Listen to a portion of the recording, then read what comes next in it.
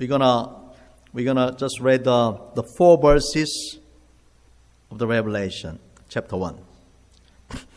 예, 우리 함께 일어나서 계시록 1장 1절부터 4절 말씀을 같이 읽도록 하겠습니다. 예, 같이 읽겠습니다. 예, 시작. 예수 그리스도의 계시라.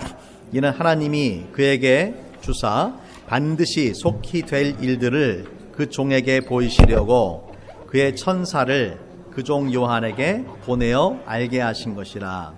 요한은 하나님의 말씀과 예수 그리스도의 증거 곧 자기가 본 것을 다 증언하였느니라. 이 예언의 말씀을 읽는 자와 듣는 자와 그 가운데 기록한 것을 지키는 자는 복이 있나니 때가 가까움이라. 요한은 아시아에 있는 7 교회에 편지하노니 이제도 계시고 전에도 계셨고 장차 오실 이와 그의 보좌 앞에 있는 7 영과. 예, 그렇게까지 읽겠습니다. You may be seated. 예, 우리 새해를 맞아서 하나님께서 우리 교회에 놀라운 그런 축복을 주셨습니다. 예, 넓고 좁고 또 계단이 많아서 불편했던 성전에서 이렇게 새롭게 리마들링이 된 넓은 성전에서 하나님을 예배하는 그런 축복을 주셨습니다. 자, 하나님이 우리에게 왜 이런 축복을 주셨을까요? 왜 주셨을까요? 예, 그렇게 한번 생각해 보셨어요? 예, 하나님이 우리한테 왜 이런 축복을 주셨을까? 여러분, 하나님의 축복은요, 이유 없이 주어지는 것이 아니에요. 예, 하나님께서 우리를 축복하실 때는 우리에게 기대하시는 것이 있어요. 예, 그래서 우리를 통해서 이루고자 하시는 하나님의 그 놀라운 뜻과 계획이 있기 때문에 하나님께서 이러한 축복을 우리에게 주시는 것입니다. 하나님의 축복을 받아서 누리기만 하고 하나님께서 원하시는 교회가 되지 않는다면 하나님은 언제든지 우리에게 주신 축복을 다시 빼앗아 가실 수 있어요. 예, 주신 분도 하나님이시고 가져가시는 분도 하나님이시기 때문에 그렇습니다. 저는 그래서 우리 교회가 이제 하나님이 주신 축복에 걸맞는 그런 교회가 되기를 바랍니다. 하나님 주신 사명을 잘 감당해서 하나님을 기쁘시게 하는 그런 교회, 하나님의 마음을 흡족하게 해드리는 그런 교회가 되어야 될 줄로 믿습니다. At the beginning of this new year, God has bestowed upon our church a remarkable blessing. We used to worship in a, old, cramped, and inconvenient place with the many stairs. But now, He has moved us to newly renovated and the spacious sanctuary. So the question is, why did God grant us such a blessing? God's blessing doesn't come without reason. That's what I believe. When God blesses us, He has an expectation from us. So, there is a wonderful plan of God for our church, and that He wants to fulfill through us, and we must find out them, and also we must fulfill those plans and the purposes of God.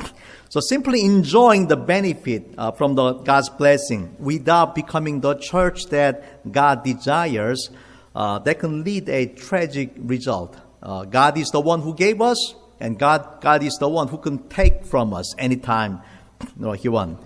So I believe now our church must become a church worthy of the blessing that God has given to us.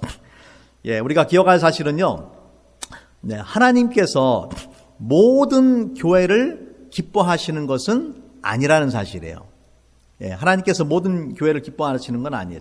하나님 앞에 기쁨을 드리는 그런 교회가 있는가 하면은 하나님의 마음을 아프게 하고 하나님을 실망시켜 드리는 교회들도 세상에는 많이 있습니다. 예, 우리가 잘 아는 것처럼 구약에 말라기 선지자를 통해서 하나님께서 뭐라고 말씀하셨냐면은 너희 중에 성전문을 닫을 자가 있었으면은 좋겠도다라고 하나님이 탄식하셨어요. 예. 그러니까 당시에 성전은 몇 개나 있었을까요? 예. 구약시대 성전은 하나밖에 없어요. 하나밖에 없는 성전인데도 하나님께서 뭐라고 말씀하셨냐면은 너희 중에 성전문을 닫을 자가 있었으면 좋겠다. 왜냐하면은 성전의 기능과 역할을 제대로 하지 못하고 하나님의 마음을 아프게 하니까 하나님께서 누가 성전문을 닫았으면 좋겠다.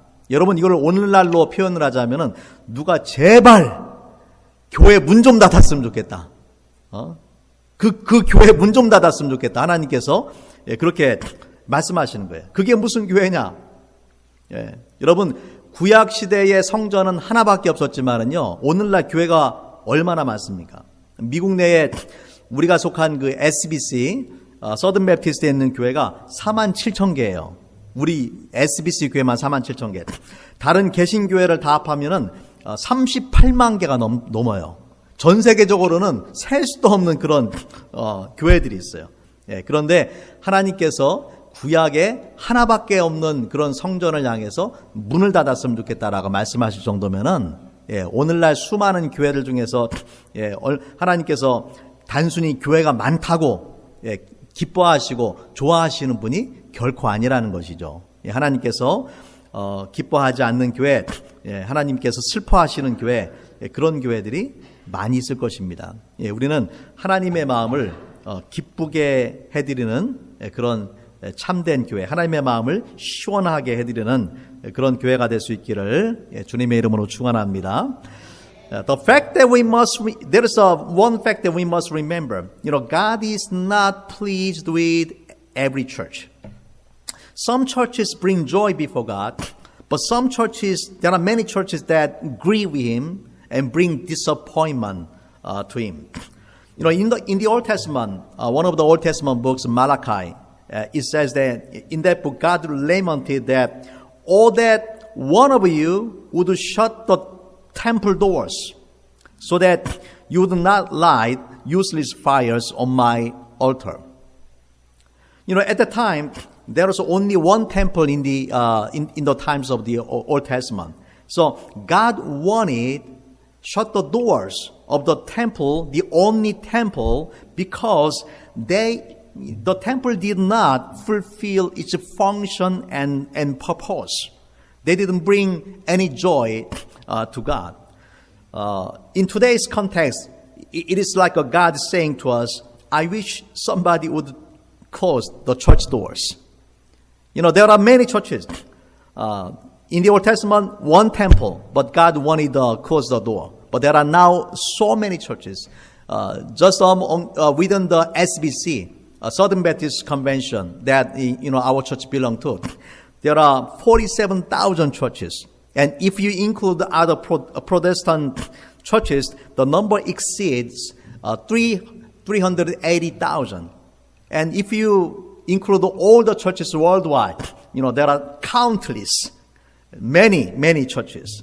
But remember, God is not just impressed by the number of church. God is not, the pleased with just because there are many churches. There are some churches that bring joy to God. There are churches that bring disappointment to God. So we must be the church that please God, and we must the church that bring joy to God. 앞으로 몇 주 동안에 저는 요한계시록 그 1장부터 3장의 말씀을 여러분과 함께 나누기 원하는데요. 요한계시록 1장부터 3장은요, 오늘날 그 터키에 속하는 소아시아의 7 교회들에게 주신 그 예수님의 말씀이세요. 여러분 우리가 호텔이나 식당에 가면은 뭐가 있냐면요, 등급이 있어요. 등급. 호텔도 가면은 5성급 호텔도 있고 4성급 호텔도 있고 별 하나짜리 그런 호텔도 있단 말이에요. 식당도 마찬가지죠. 그 등급이 매겨져 있어요. 자, 교회는 어떨까요? 교회에도 등급이 있을까요? 교회에도 등급이 있습니다. 교회도 등급이 있어요. 인간적인 기준에서 보는 등급이 있고요. 하나님의 기준에서 보는 등급이 있어요. 인간적으로 보는 기준에서 등급이 뭘까요? 그 교회 건물이 얼마나 크냐, 성도 수가 얼마나 많으냐, 헌금과 재산이 얼마나 많으냐. 이런 것들이 인간적인 기준에서 보는 교회의 등급이 되겠죠. 예, 하지만 그거보다 훨씬 더 중요한 등급이 뭐냐면은 하나님께서 보시는 기준에 의한 등급이에요. 예, 하나님이 보시는 그 기준은 사람들이 보는 것과는 전혀 다릅니다. 예, 주님 보시기에 아름답고 정말 주님 보시기에 선하고 기쁨을 드리는 교회가 있는가 하면은 그렇지 못한 교회들이 있어요. 그래서 계시록 1장부터 3장에 보면은 예수님께서 소아시아에 있는 7교회들을 각각 평가하시면서 어떤 교회는 칭찬을 주고 어떤 교회는 책망을 주고 칭찬과 책망을 주시는 것을 우리가 볼 수가 있습니다. 앞으로 몇 주 동안에 이 말씀들 함께 나누면서 7교회들을 향해서 주신 그 주님의 말씀의 기준에 따라서 우리 교회가 우리 교회를 정직하게 평가하고 또 그 말씀의 기준에 의해서 우리 교회가 새롭게 되고 우리 교회의 등급이 업그레이드되는 그런 시간이 되길 바랍니다. Over the next several weeks, I'm going to share with you the word of the Revelation chapter 1 to 3. You know, these chapters contain the word of Jesus to the 7 churches in Asia, which is now part of the modern day Turkey. If you go to the hotels and the restaurant, they have different ratings. You know, so some hotels have the 5-star rating, and others have 4-star, 3-star, even 1-star, and so on. Well, let me ask you, what about churches? Do the churches have a rating? I think so. But there are 2 different kinds of ratings. The one from the human perspective, and the other one is from God's perspective. You know, the human perspective is the criteria based on the human understanding, such as the size of the church building and the number of congregation and the size of the budget and finance of the church and things like that. However, the far much more important is the criteria and evaluation and the rating by Jesus himself. So, in Revelation chapter 1 to 3, Jesus evaluate and praise and rebuke each of the 7 churches in Asia Minor. So, as I share the word from these chapters, I want you to, honestly evaluate our church according to the standard set by Jesus, and so that we can be renewed and we can be upgraded in our church rating, so that we can please God. Well, the passage that we just read today is it's like an introduction to the Revelation. 오늘 우리가 함께 읽은 그 본문의 말씀은요, 요한계시록 전체의 서론에 해당되는 그런 말씀입니다.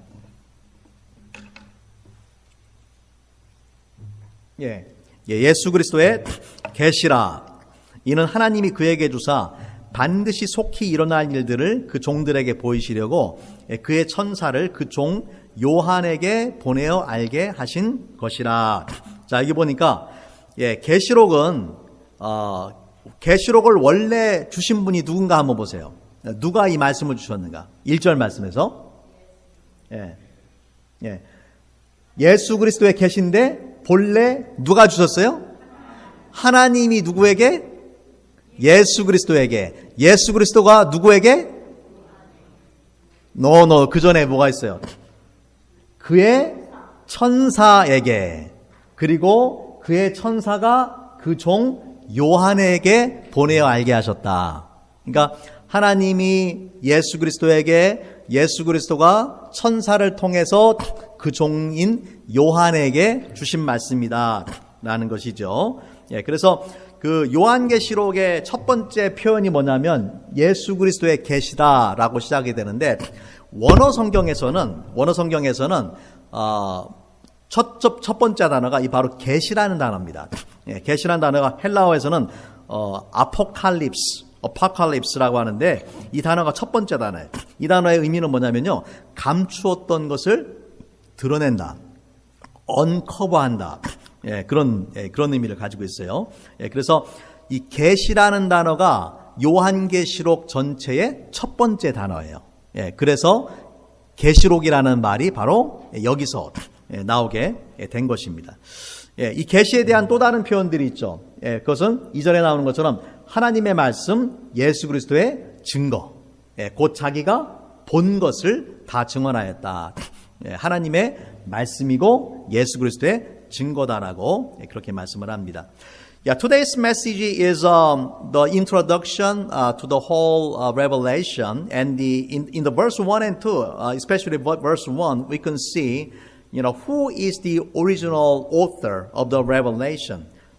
It says that the revelation from Jesus Christ, which God gave him to show his servant what must soon take place. He made it known by sending his angel to his servant John. So, revelation originally stemmed from God's word, which Jesus Christ revealed to John through his angel. So the title of Revelation actually derived from its first word, which is apocalypse. Apocalypse. The apocalypse means unveiling or revealing what was hidden before. So it was hidden, but now it's uncovered. So that's the meaning of apocalypse. So from the first word of Revelation, we have the word, the book of title became the Revelation. And another expression related to the Revelation is found in verse 2, such as the word of God and the testimony of Jesus Christ. So remember, the Revelation is from God the Father, through Jesus Christ, and also through the angel to the apostle John. Now let's look at the messenger of Revelation, which is John. 예, 두 번째로 요한계시록을 이 계시록의 전달자 하나님께서 이 말씀을 주셨다면은 계시록을 전달한 사람이 누구냐? 우리한테 전달해 준 사람이 누굽니까? 예, 그것은 요한이죠. 요한. 예, 요한은 2절 말씀에 같이 한번 읽어볼게요. 시작. 요한은 하나님의 말씀과 예수 그리스도의 증거, 곧 자기가 본 것을 다 증언하였느니라. 예, 천사를 통해 그리스도의 계시를 받은 요한이 그 계시를 다 증언했다. 예, 여러분 다 증언했다는 얘기는 빠뜨리지 않고 가감하지 않고 가하거나 빼지를 않고 있는 그대로 증언했다라는 말입니다. 자, 그러면은 이 요한계시록의 전달자인 요한이 누구냐? 예, 요한은 세베대의 아들이고 또 야고보의 형제죠. 예, 또 예수님을 처음부터 믿고 따랐던 제자들 중에 하나일 뿐만 아니라 예수님이 십자가에 죽으실 때에 모든 제자들은 다 두려워 도망갔어요. 요한만이 그 십자가 현장에 끝까지 예수님의 죽음을 지켜봤던 제자가 바로 요한입니다. 그래서 이 신약 성경에서 요한의 몇 가지 책들이 있는데 우리가 잘 아는 요한복음, 또 요한 1서, 2서, 3서, 그리고 오늘 우리가 말씀을 보고 있는 요한계시록이 이 요한의 그런 저서들입니다. 마태복음 20장에 보면은요, 요한의 그 어머니인 살로메가 예수님께 나와가지고 이렇게 부탁을 했어요. 나의 이 두 아들을 주의 나라에서 하나는 주의 우편에 하나는 좌편에 앉게 명하소서. 청탁을 한 거죠. 주님의 나라가 이루어지면은 하나는 좌의정, 하나는 우의정이 되게 해주세요. 라고 부탁을 했어요. 그런데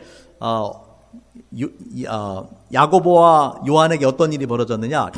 야고보는요, 12제자 중에서 첫 번째 순교자가 됩니다. 첫 번째 순교자가 돼서 죽임을 당했고, 요한은 제일 나중에 죽는 사람이 됩니다.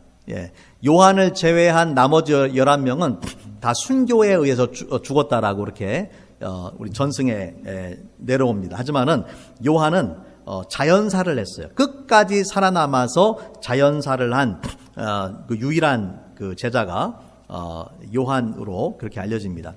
요한계시록을 기록할 때에 요한의 나이는 이미 90대를 넘었어요. 90을 넘은 그런 나이였고 이제 다른 제자들, 동료 제자들이 하나둘씩 죽어가는 모습을 이미 보았고, 또는 그들이 죽었다라는 소식을 이미 다 들은 그런 상태였습니다. Well, let's take a look at who John is, the messenger of the revelation. In verse 2, it says that who testifies to everything he saw. That is the word of God and the testimony of Jesus Christ. So John bore witness to the revelation of Christ received through an angel. And he testified everything he saw. That means without addition or without subtraction. So he testified faithfully. Then who is John, the messenger of Revelation? According to the gospel messages, he is the son of Zebedee, and his brother's name was James. And he was one of the 12 disciples, and actually the only disciple. And he was the last one who remained at the side of the crucifixion of Jesus. All the other disciples, they fled away in fear. But John was there when Jesus, died on the cross. And in the New Testament, he recorded the Gospel of John and the 1st, 2nd, and 3rd John and Revelation. He wrote 5 books in the New Testament. In Matthew 20, Salome, the mother of James and John, she approached Jesus saying, "Command that these 2 sons of mine may sit, one on your right and the other on the left in your kingdom." So, ironically, Salome's son James became the first martyr. He was the first martyr among the 12 disciples. And according to the tradition, John was the only one died naturally, and the other 11 the apostles, they were the martyred. So by the time John wrote the Revelation, he was over 90 years old. And he already have witnessed the other disciples one by one facing death or received news of their martyrdom. So 그래서 마지막 남은 사도가 사도 요한이었고, 다른 제자들은 이미 다 죽은 그런 상태였었죠. 자, 마지막 남은 그 요한에게 어떤 일이 벌어졌느냐? 9절 말씀에 보면은요, 요한이 요한계시록에 쓰게 된 그런 배경에 대해서 이야기를 합니다. 9절 말씀에 제가 한번 읽어볼게요. 나 요한은 너희 형제요, 예수의 환난과 나라와 참음에 동참하는 자라. 하나님의 말씀과 예수를 증언하였으므로 말미암아 반모라 하는 섬에 있었더니, 요한계시록을 쓸 때에 지금 이 요한이 어떤 상황 속에 있는지를 잘 보여주죠. 자, 먼저 예수의 환난과 나라와 참음에 동참했다라는 말은요, 당시 그리스도인들이 경험하고 있었던 신앙으로 인한 박해가 얼마나 심했는지를 보여주는 거예요. 당시 그리스도인이 된다라는 것은 결코 쉽지 않은 그런 일입니다. 로마 제국은요, 종교에 굉장히 관대했어요. 여러 종교들을 다 인정을 했어요. 그리스 로마 신화에도 보면은 신들이 많이 존재하잖아요. 그렇기 때문에 예수도 그냥 많은 신들 중에 하나로 본 거예요. 그런데 기독교를 나중에 심하게 핍박을 합니다. 왜 그렇게 했냐면은 로마 황제를 신으로 섬기는 황제 숭배를 거부했어요. 로마 황제를 숭배하기만 하면은 뭐 다른 신인 예수를 섬겨도 괜찮아요. 그런데 로마 황제를 신으로 섬기는 황제 숭배를 거부하니까 그때부터 이제 교회를 심하게 핍박하게 되는데, 그 대표적인 이 황제 중에 하나가 네로죠. 이 네로는 이 기독교인들을 원형 경기장에 사나운 야수와 싸우게 해서 사자의 밥이 되게 만든다든지, 또 심지어는 기독교인들을 자기 정원을 밝히는 그런 이 횃불로 썼습니다. 사람을 천으로 감아가지고 기름을 먹여서 그거를 횃불로 자기 정원을 밝혔어요. 그 정도로 기독교인들을 핍박했던 것이 네로고, 사도 베드로와 바울도 네로의 시대에 순교를 당하게 됩니다. 자, 계시록이 기록될 당시에는 황제는 도미티안 황제입니다. 도미티안 황제는요, 이때쯤에는 로마 제국 전체에 걸쳐가지고 기독교에 대한 그 핍박이 아주 심각하게 이루어졌던 그런 시대입니다. 따라서 초대교회 지도자, 영적 지도자 중에 하나였던 요한도 이 핍박과 박해를 피할 수가 없었겠죠. 그런 박해를 받았어요. 그래서 역사가들의 기록에 의하면요, 요한이 주후 95년에 그 믿음과 신앙 때문에 반모라는 섬에 유배를 가게 됩니다. 반모는 그 에베소에서 남쪽으로 약 90km 정도 떨어져 있는 그런 섬인데, 이 범죄자들한테 엄중한 형벌을 내리기 위한 그런 유배지였어요. 그래서 그 요한이 도미티안 황제가 죽은 후에 이제 95년에서 96년 약 1년 정도를 반모섬에 있다가 다시 나중에 에베소로 돌아오게 됩니다. So, what happened to John when he wrote the Revelation? According to John, the Revelation chapter 1 verse 9, he said that I, John, your brother and companion in the suffering and kingdom and patient endurance that are ours in Jesus, was on the island of Patmos because of the word of God and the testimony of Jesus. You know, the phrase companion and in the suffering and the kingdom and patient endurance, that means that the severity of the persecution that Christians were receiving at the time of the Revelation was the written. So Christians were facing the persecution at that time. You know, normally the Roman Empire was very generous and they were tolerant of other religion, as long as they worship Roman emperors as a god. You know, they already have many gods. So adding just one more god, who is Jesus, it doesn't matter. It doesn't bother them. But they wanted every people under the Roman Empire worship their emperor as a god. But Christians refused to do so. And because of that, it brought the persecution against Christians. So, you know, especially emperor like Nero.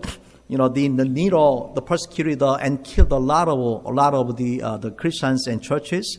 And the Apostle Peter and Apostle Paul, for instance, they faced the martyrdom under the rule of the Nero. So when the Revelation was written, the emperor at that time was Domitian. His name was Domitian. And under the Domitian rule, the entire Roman Empire, throughout the entire Roman Empire, the persecution was prevalent against the Christians. So John, as one of the spiritual leaders in the early church, he could not escape such persecution. So according to historical record, around 1895, due to his faith, John was exiled to the island called Patmos, which is about 90 kilometers south of Ephesus.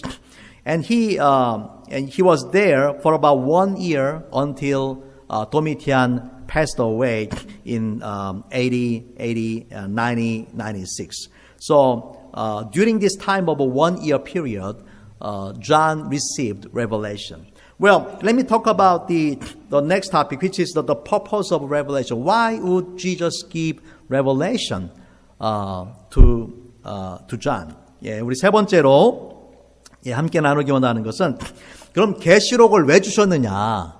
계시록을 왜 주셨느냐? 반모섬에 지금 유배가 돼 있는 그 요한에게, 지금 로마 제국 하에서 모든 그리스도인들이 환난과 핍박을 당하잖아요. 그리고 그들의 영적 리더인 유일하게 남아 있는 사도인 요한은 반모섬에 지금 유배가 돼 있잖아요.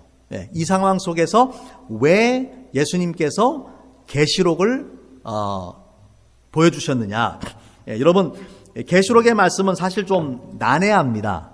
또 이해하기 어려운 그런 상징들이 많고, 또 때로는 무서운 이미지들도 많아가지고 읽기가 쉽지 않아, 이해하기 쉽지 않아요. 아마 여러분 중에서도 계시록을 읽다가 끝까지 안 읽고 중간에 포기한 분들이 안 계시겠죠, 여러분 중에는? 예, 안 계시길 바랍니다. 예, 이해하기 쉽지 않아요. 예, 그래서 하지만은 이 계시록의 말씀은요, 당시 믿음으로 인해서 핍박을 받는 그리스도인들에게 소망을 주기 위한 하나님의 말씀이에요. 자, 오늘 말씀에 1장 3절 말씀, 1장 3절 말씀 같이 한번 볼게요. 1장 3절 말씀에 보니까 같이 한번 읽겠습니다. 시작. 이 예언의 말씀을 읽는 자와 듣는 자와 그 가운데 기록한 것을 지키는 자는 뭐가 있어요? 복이 있다. 예. 지금 예수를 믿는 신앙 때문에 핍박을 당하고 고난을 당하는 그리스도인들에게 이 말씀을 읽는 자와 듣는 자와 그 가운데 기록한 것을 지키는 자는 복이 있다. 그래서 계시록의 말씀은 우리를 위한 그 축복의 말씀입니다. 자, 읽는 자와 듣는 자라고 되어 있는데요. 여기서 읽는다라는 것은 혼자서 묵상을 하는 것을 의미하는 게 아니에요. 크게 읽어주는 자를 말하는 거예요. 왜냐하면은 여러분 그 당시에는 책이 귀하잖아요. 책이 귀하고 또 글을 아는 사람들도 많지 않을 때예요. 그러니까 누군가가 책을 받아서 읽어줘야 돼요. 그러니까 읽어주는 사람은 여기서 그냥 혼자서 읽는 걸 말하는 게 아니라 다른 사람을 위해서 읽어주는 사람, 그리고 그것을 듣는 사람, 교회의 우리 성도들을 말하는 것이죠. 그런데 읽고 듣는 것뿐만 아니라 그 가운데 기록한 것을 어떻게 하는 사람이 지키는 자가 복이 있다라고 말씀을 합니다. 말씀을 마음판에 새기고 그 말씀을 한 귀로 듣고 흘러보내는 것이 아니라 마음판에 새겨서 지키는 사람이 복이 있다라고 말씀을 하는 것이죠. Well, the reason and the purpose of revelation is that it was meant to provide hope to the Christians at that time because they were undergoing the persecution, severe persecution because of their faith. So Revelation chapter 1 verse 3 says that blessed is the one who read aloud the word of this prophecy, and blessed are those who hear it and take to heart what is written in it, because the time is near. So, the word of the revelation are intended to bless the Christians under persecution, and the revelation today is also intended to bless us as we read and also as we listen to the word of God. In ancient time, the books were very rare, so not many people did not have the books, and they could not many people could read them as well. So there were those who read the Bible and to others, and there are also people who listen. And what is important is it's not just about reading and listening, but they must keep those words in their heart and obey Jesus.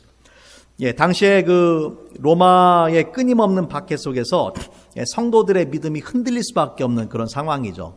잠깐 그런 핍박이 있는 게 아니라 오랫동안 그런 핍박이 있었기 때문에 그렇습니다. 하지만 세상 권세를 가진 로마가 아무리 하나님의 교회를 공격한다 할지라도 최후 승리는 어린 양 예수 그리스도께 있다라는 것을 보여주기 위해서 쓰여진 것이 바로 계시록의 말씀이에요. 그래서 요한계시록은요, 교회가 이런 사실을 믿어서 현재의 고난을 잘 이겨내고 최후 승리를 갖는 그런 소망을 갖도록 하기 위해서 주신 그런 말씀이에요. 인간이 인류 역사의 주인이 아니라, 로마 황제가 인류 역사의 주인이 아니라 하나님만이 역사의 그 주인 되시고, 하나님만이 그분의 주권과 섭리 가운데 세상을 다스리시고 통치하신다라는 것을 보여주기 위해서 기록된 것이 바로 계시록의 말씀입니다. 그래서 그 말씀을 붙잡고 살아가는 사람들은 아무리 이 땅에서 믿음으로 인해서 경험하는 환난과 핍박이 있지만 끝까지 그 믿음을 지키고 소망을 가져야 된다라는 소망의 메시지를 주시는 것입니다. So, in the relentless the persecution of the Roman Empire, the faith of many believers have been severely tested and shaken. However, they must remember, no matter how powerful the Rome and the Roman emperor is, with all its attacks on the Church of God, the ultimate victory belongs to Jesus Christ, which is the Lamb of God. So the book of Revelation given by God is meant to encourage the Christians and churches undergoing the present hardship and so that they can have the hope for the final victory and triumph in Christ Jesus. So they were reminded that God alone is the sovereign ruler of the human history. It is not the Roman emperor. So God governs and rules the world with his absolute authority and providence. So therefore, even in the midst of the tribulation and persecution, they must hold on to the faith they have until to the end. The last part of my message for today is about the audience of Revelation. 우리 이제 마지막으로 오늘 말씀 속에서 계시록의 독자 또는 계시록의 청자가 누구인지를 보기 원합니다. 자, 4절 말씀으로 돌아가서요. 4절 말씀에 보니까 요한은 아시아에 있는 7 교회에 편지하노니. 자, 계시록의 청자 또는 독자가 누구예요? 아시아에 있는 7 교회다. 여기서 아시아는요, 중국, 한국, 일본이 있는 그 아시아를 말하는 게 아니고, 오늘날 그 터키의 서쪽 지방에 해당하는 소아시아를 말합니다. 이 소아시아에 있는 일곱 지역에는 군사적으로 또 경제적으로 굉장히 중요한 그런 도시들이 자리를 잡고 있었고, 그 도시에 위치한 7 교회들에게 주시는 말씀이 바로 이 말씀이에요. 그래서 11절에 보면은요, 11절에 보면은 7 교회의 리스트가 등장합니다. 자, 이르되 내가 보는 것을 두루마리에 써서 에베소, 서머나, 버가모, 두아디라, 사데, 빌라델비아, 라오디게아 등 7 교회에 보내라 하시기로. 7 교회의 리스트가 나오죠. 자, 지도상으로 한번 7 교회를 한번 볼게요. 여기 보시면은 여기 보면 이제 이게 안 나오네. 7 교회 보면요. 에베소에서 시작을 해서 서머나, 그다음에 버가모, 두아디라, 사데, 빌라델비아, 라오디게아 이렇게 나오는 걸 볼 수가 있죠. 거기에 이제 에베소에서 남쪽으로 약 90km가 떨어진 곳에 어떤 섬이 있습니까? 밤모라는 섬이 있죠. 여기에 지금 요한이 유배를 당하고 있는 그런 상황이에요. 자, 이 7 교회들을 지도상에서 다시 한번 이렇게 보면은요, 에베소부터 라오디게아까지 7 교회인데, 1번부터 2번, 3번, 4번, 5번, 6번, 7번 이렇게 해서 일종의 어떤 그 루트를 볼 수가 있는데요. 이 지금 루트는요, 그 당시에 서로 도로로 연결되어 있는 그런 지역이에요. 그래서 이 지리적인 순서에 의해서 기록이 되었는데, 어떤 학자들은 이 순서가 고대에 우편을 배달하는 경로였다라고 그렇게 추정을 합니다. 우편 배달할 때에 그 도로를 따라서 가기 때문에 그렇게 됐다라는 것이죠. So, let's talk about the audience of this Revelation. In verse 4, the Bible says that, in verse 4, John to the 7 churches in Asia. Here the Asia does not refer to the Asia that includes China and Korea and Japan. Instead, it refers to the region of Asia Minor, which is today's Western Turkey. So, in this area at that time, there are some important cities, economically and militarily. And the message of Revelation was addressed to the 7 churches located in the seven cities. So we can see the names of the list of the 7 cities, 7 churches in verse 11, which said that, write on a scroll what you see and send it to the 7 churches, to Ephesus, Smyrna, Pergamum, Thyatira, Sardis, Philadelphia, and Laodicea. So, if you look at these 7 churches, the cities here, they kind of form a circle, and they are connected by road at that time. And some scholars speculate that the sequence was a delivery route for the ancient postal services. So, they were supposed to deliver each letter to each church according to the route. 자, 그러면은 퀘스천이 뭐냐면은 왜 하필 7교회인가? 6교회도 아니고 8교회도 아니고 왜 7교회일까요? 당시에 소아시아에는 7교회만 있는 게 아니에요. 예를 들면은 그 라오디게아 바로 옆에 골로새라는 교회가 있어요. 바울이 골로새서를 썼잖아요.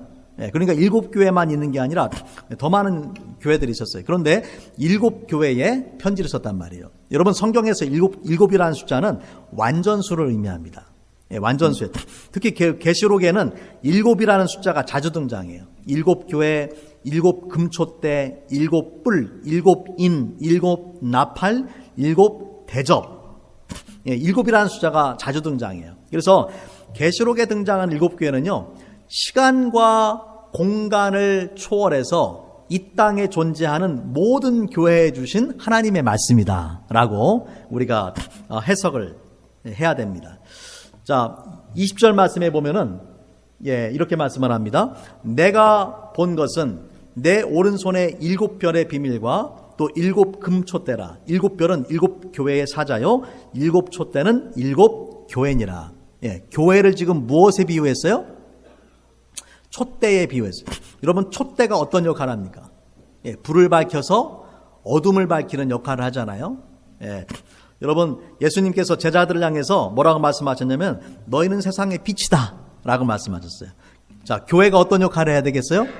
촛대와 같은 역할, 빛과 같은 역할을 해서 어두운 세상, 당시 그 로마 제국하에서 암울하고 또 영적으로 타락하고 도덕적으로 타락한 그런 시대에 세상을 밝히는 하나님의 빛이 되는 그러한 중요한 사명을 가진 것이 바로 교회라는 것입니다. So let me ask you, why specifically 7 churches, not 6 churches or 8 churches? There were more than 7 churches in Asia Minor. For example, the Apostle Paul wrote a letter to the Colossians nearby Laodicea. So, the number 7 in the Bible symbolizes completeness and perfection. And especially in Revelation, the number 7 appears very frequently. For example, 7 churches, 7 gold lampstands, 7 seals, 7 trumpets, 7 bowls. So we can see, the number 7 often in the Revelation. So the 7 churches in the Revelation, that doesn't only refer to those 7 churches. That represent a message for the all churches transcending time and place. So, this message is not only for the 7 churches 2,000 years ago, but it is the message for the church today and the message for us as well.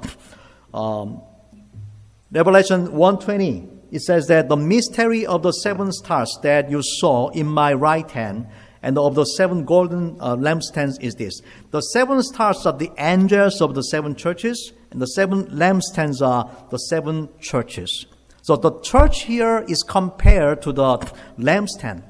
You know, in the gospel, Jesus said to his disciples that you are the light of the world. So the church is a lampstand, meaning that we are supposed to illuminate the light of God in the dark world. You know, the Christians were living under the Roman Empire, spiritually and the morally corrupted world. But, you know, they are supposed to be the light of the world, representing God's love and God's justice in the world. So we you know, the church today must play a crucial role, similar to the shining lampstand in the dark world today. 예, 말씀을 정리하도록 하겠습니다. 예수님께서는 2000년 전에 소아시아의 약 1900년 정도죠. 1900년 전에 소아시아에 위치한 7교회들한테 말씀을 주셨어요. 그러면 오늘날 교회들한테 주님이 편지를 쓰신다면 어떤 편지를 쓸까요? 오늘날에는 주님께서 말씀하시지 않습니까? 아니죠. 오늘날도 주님은 여전히 말씀하고 계세요. 다만 하나님이 주시는 음성을 듣는 교회가 있고 듣지 못하는 교회가 있을 뿐이에요.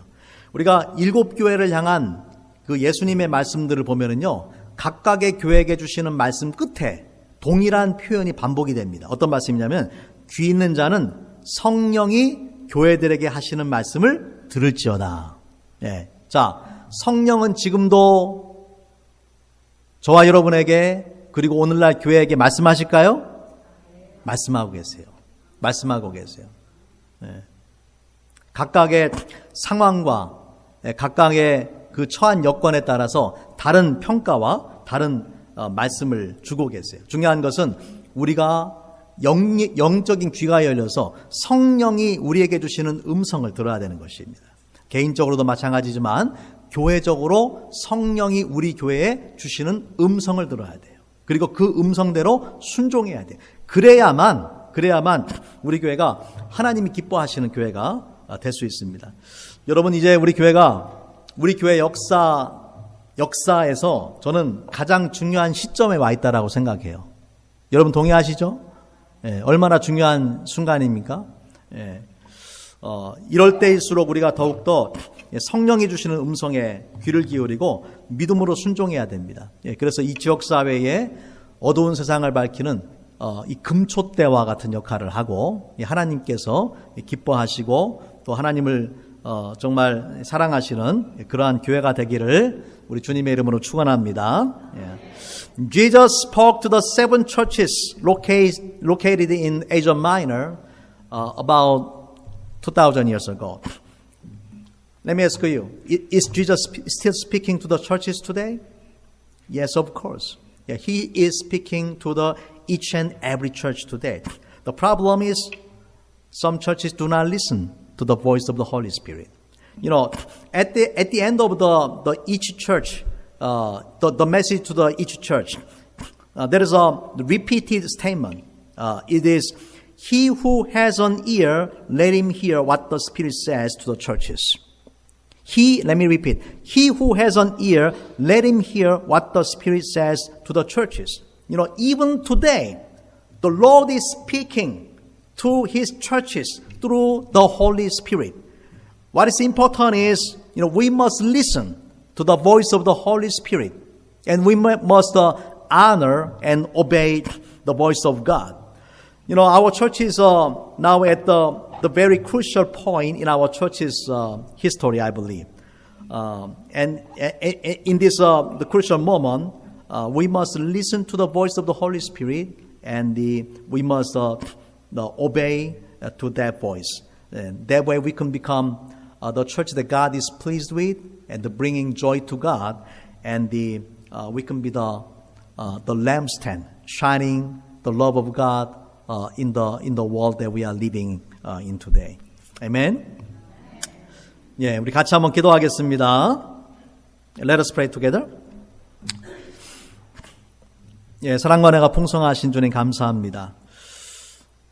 계시록에 일곱 교회를 향해 주신 말씀을 통해서 우리가 몇 주 동안 우리 교회를 평가하고 정직하게 평가하고 또 정말 성령이 주시는 음성을 들어서 우리 교회가 하나님 기뻐하시는 그런 교회 되기를 원합니다. 우리 사랑교회 하나님께서 주신 그 놀라운 축복과 은혜에 걸맞는 그러한 우리 교회가 되게 하여 주시옵소서.